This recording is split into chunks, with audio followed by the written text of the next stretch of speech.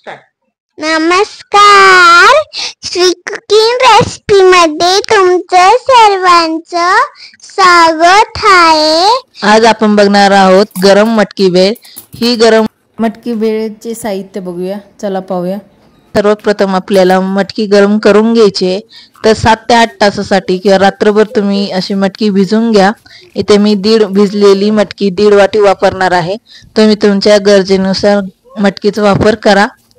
तर आपल्या पाण्याचा वापर न करता कमी तेलात कमी साहित्यात अशी गरम मटकी करायची आहे.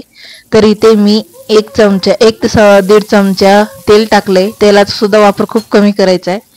आणि तेल गरम झाल्यानंतर त्यात आपल्याला जिरे मोहरी टाकून 5-7 लसणाच्या पाकळ्या टाकायच्या आहेत. त्यानंतर 1-1.5 हिरवी मिरची कट करून घ्यायची आणि त्यामध्ये 1 चमचा हळद टाकून आपल्याला मोड आलेली मटकी टाकून घ्यायची आहे आणि व्यवस्थित मिक्स करून घ्यायचे. चवीनुसार मीठ टाकून घ्यायचे आणि हे सर्व मिक्स करून आपल्याला 3 ते 4 मिनिटासाठी ताट झाकून ठेवायचे किंवा झाकण ठेवायचे की ज्याने वाफेने व्यवस्थित मटकी शिजले जाईल. पाण्याचा वापर बिलकुल करायचा नाही.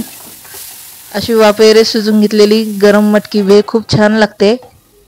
तर आता मटकी शिजण्यासाठी त्यावर मी एक ताट झाकून ठेवले. आता इथे आपल्याला गरम मटकी भेळ सोबत खाण्यासाठी मस्त तिखट अशी, खूप तिखट नाही मीडियम तिखट अशी मिरची वापरायची आहे. तर तोंडी लावण्यासाठी ही मिरचीचा वापर करत असतात गरम मटकी भेळमध्ये. तर इथे मी 6-7 मिरच्या घेतल्या आहेत. त्याला मधून चाकूने असं कट मारून घेतलंय की ज्याने मिरची असं उडू नये गरम करताना. तर बघा इथे मी आता मिरच्या टाकून त्यामध्ये थोडंसं तेल टाकून ह्या मिरच्या व्यवस्थित असं वाफवून घेणार आहेत. यावर आपल्याला 1 ते 2 मिनिटासाठी झाकून ठेवायची ज्याने मिरची व्यवस्थित अशी वाफवली जाते. तर बघा इथे मी एक ताट झाकून ठेवते. 2 ते 3 मिनिटात मिरची तयार होते. बघा इकडे तोपर्यंत आपली इथं मटकी सुद्धा मस्त अशी शिजले गेले. मस्त अशा वाफेवर मस्त गरम मटकी तयार होते बघा. तर चला आता आपण भेळसाठी इथे मी 2 मीडियम साईजचे कांदे घेतले. ते गोल असे कट करून घेणार आहे. बघा अशा प्रकारे आपल्याला हे गोल कांदा चिरून घ्यायचा आहे. इथे मी काकडीचा सुद्धा वापर करणार आहे. वाटल्यास तुम्हाला तर तुम्ही टमॅटोचा सुद्धा वापर करू शकता, गाजर टमॅटो. तर इथे बघा मी एक स्वच्छ असं काकडी धुवून त्याची सुद्धा असे गोल असे काप करून घेणार आहेत. तर बघा अशा प्रकारे आपल्याला गोल असे काप करून घ्यायचे. तर तुम्हाला तुमच्या आवडीनुसार तुम्ही इथं टमॅटो गाजर याचा सुद्धा वापर करू शकतात. तर बघा मी कांदा आणि काकडी अशी व्यवस्थित अशी गोल चिरून घेतली.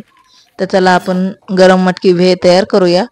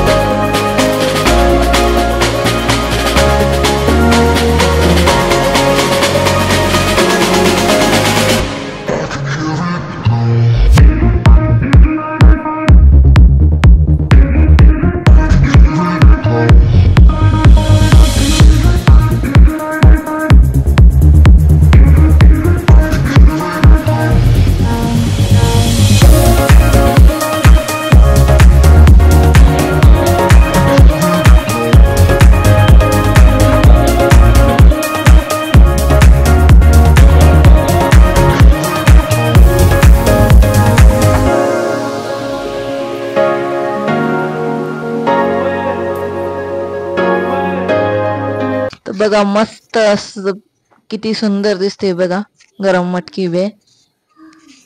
तर चला आपण टेस्ट करूया. दिसायला तर खूप छान दिसते. आता टेस्ट करून बघू. खूप मस्त अशी गरम मटकी भेळ तयार झाली. थँक्यू. Bye bye.